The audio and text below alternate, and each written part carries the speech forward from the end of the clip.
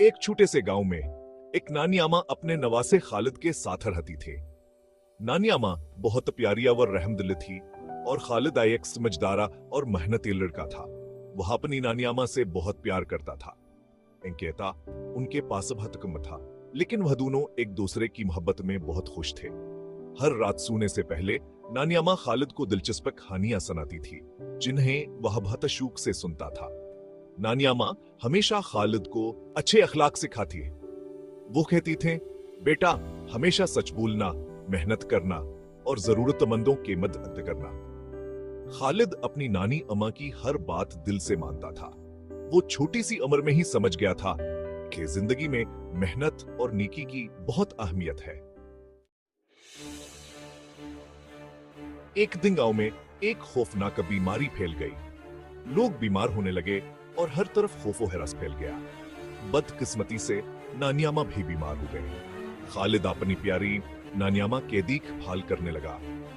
वह दिन रात आने के पास रहता, इन्हें दवा पिलाता और उनकी खिदमत करता। वह बहुत परेशान था। गांव के लोग अपने घरों में बंद थे और कोई किसी की मदद को नहीं आ रहा था। खालिद के पास पैसे खत्म हो गए थे और उसे समझ नहीं आ रहा था कहूं अपनी नानी नामा का इलाज कैसे करवाएगा। एक दिन जब खालिद जंगल से जड़ी बूटियां लेने गया, वहां से एक बुजुर्ग शख्स मिला। वह शख्स सफेद कपड़े पहने हुए था और उसके चेहरे से नूर टपक रहा था। बुजुर्ग ने खालिद को परेशान देखा तो पूछा, बेटा तुम्हें क्या गम है? खालिद ने अपनी परेशानी बताई। इसने बुजुर्ग को अपनी नानी अम्मा की बीमारी और अपनी बेबसी के बारे में बताया। बुजुर्ग ने गौर से खालिद की बात सुनी, फिर वो मुस्कुराए और बोले, बेटा खुदा अपने बंदों का इम्तिहान लेता है, सब्र और हौसला रखो। बुजुर्ग ने खालिद को 3 मोती दिए। वो मोती बहुत खूबसूरत थे, उन पर अजीब और गरीब रोशनी चमक रही थी। बुजुर्ग ने कहा, ये तुम्हारी नानी अम्मा को सेहत याब करने में मदद करेंगे। खालिद ने बुजुर्ग का शुक्रिया अदा किया और जल्दी से घर वापस आया। उसे यकीन नहीं था कि ये मोती कैसे काम करेंगे, लेकिन उसे बुजुर्ग पर पूरा यकीन था। खालिद घर पहुंचा तो देखा कि घर के बाहर एक अजीब आदमी खड़ा है। वो बहुत अमीर लग रहा था। उसके साथ कई नौकर थे।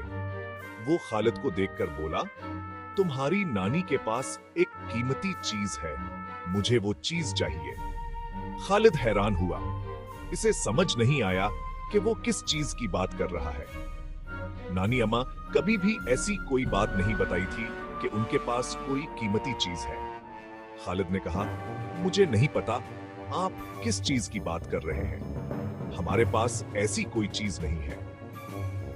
अमीर आदमी ने कहकहा लगाया और बोला, झूठ मत बोलो, मुझे पता है तुम्हारे पास वो चीज है। खालिद को समझ नहीं आ रहा था कि वो क्या करे। उसे डर लग रहा था कि कहीं ये अमीर आदमी जबरदस्ती ना करे। इसी वक्त उसे बुजुर्ग के दिए हुए मोती याद आए। खालिद ने अपनी आंखें बंद की और दिल ही दिल में बुजुर्ग को याद किया।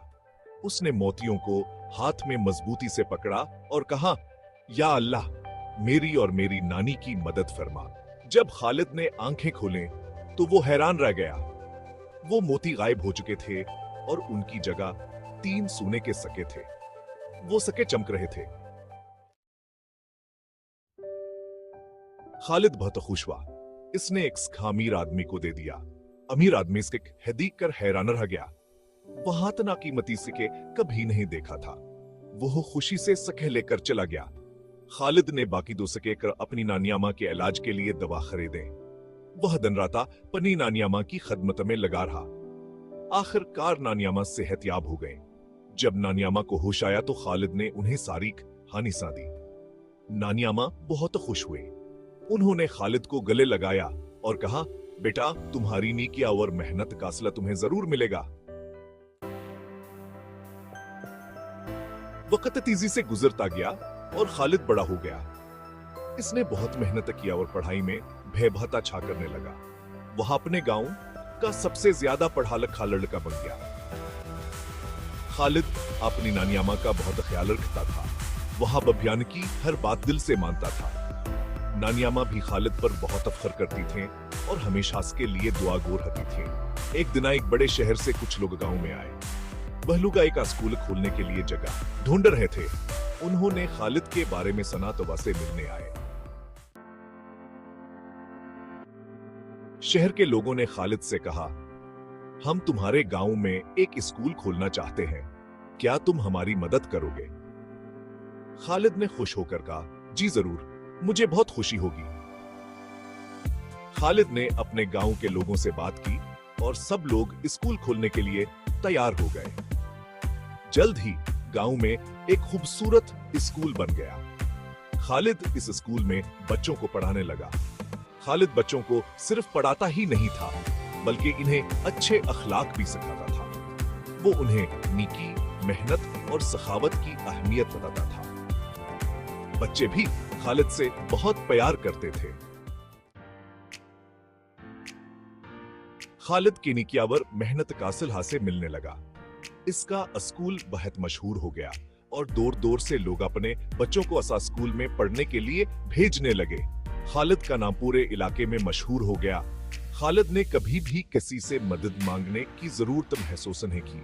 वो खुद कफील हो गया था, लेकिन वो कभी भी अपने माजी को नहीं भूला और हमेशा जरूरतमंदों की मदद करता रहा। एक दिन खालिद को पता चला कि हास के गांव के करीब आइकावर गांव है, जहां लोग बहुत गरीब हैं। वहां बच्चों के लिए कोई स्कूल नहीं है। खालिद ने फैसला किया खौहास गांव में भय का स्कूल खोलेगा। हाँ, खालिद ने अपनी तमाम तर आमद इस नए स्कूल की तामीर में लगा दी।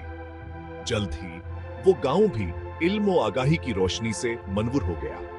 लोगों ने खालिद की बहुत तारीफ की और कहने लगे, खालिद एक फरिश्ता है जो हमारे बच्चों के मुस्तकबल को रोशन करने आया है। खालिद की कहानी हमें ये सबक देती है कि मेहनत, नेकी और सखावत कभी भी जाया नहीं होते। खुदा जरूर उनका सलाह देता है। खालिद ने अपनी मेहनत और नेकी से न सिर्फ अपनी जिंदगी बदली, बल्कि अपने गांव और इसके आसपास के इलाकों की जिंदगियां भी बदल दें।